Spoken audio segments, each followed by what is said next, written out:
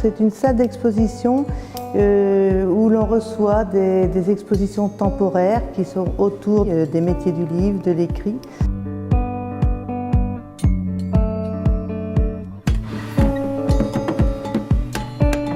Je suis collectionneuse de machines à écrire et à calculer. Et lorsque la ville a restauré son quartier médiéval pour en faire une cité de l'écrit et des métiers du livre, j'ai proposé au maire de l'époque de faire une exposition permanente de machines à écrire et de machines à calculer.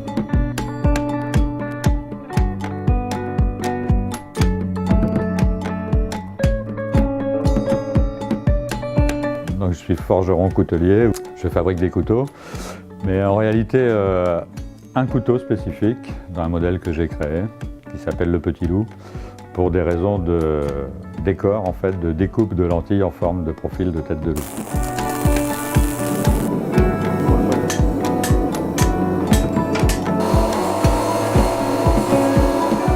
Donc là on a bien les deux couleurs.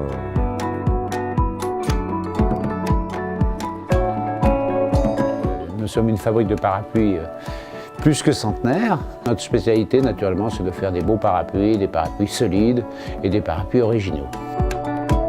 Les artisans, vous savez, c'est un monde, tout le monde se connaît un peu, se côtoie, bon, est pris bien sûr souvent par le travail, mais c'est quelque chose de chaleureux, puis c'est quelque chose qui est très important.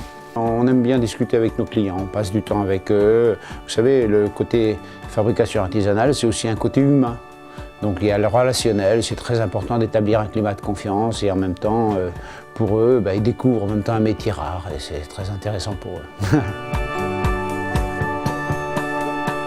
En fait, une tannerie, c'est un établissement où on opère différents types d'opérations.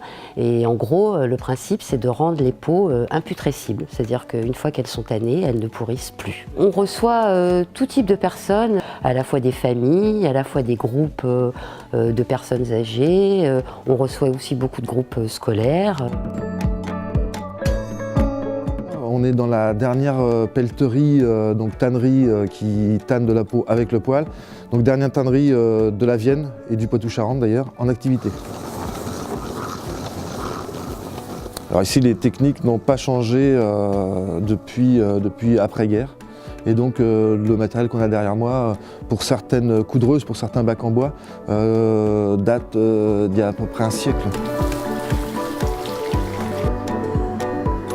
Nous sommes des ciriers, on travaille la cire, nous sommes des ciriers. Donc avant moi c'était mon père, avant mon père c'était mon grand-père maternel, avant mon grand-père maternel une autre famille. La ciergerie a bientôt 3 siècles. Chaque barre il y a 20 mèches et je vais mettre 3 jeux là, de barres, donc ça fera 6 barres de 20 mèches et on trempera 120 bougies d'un coup.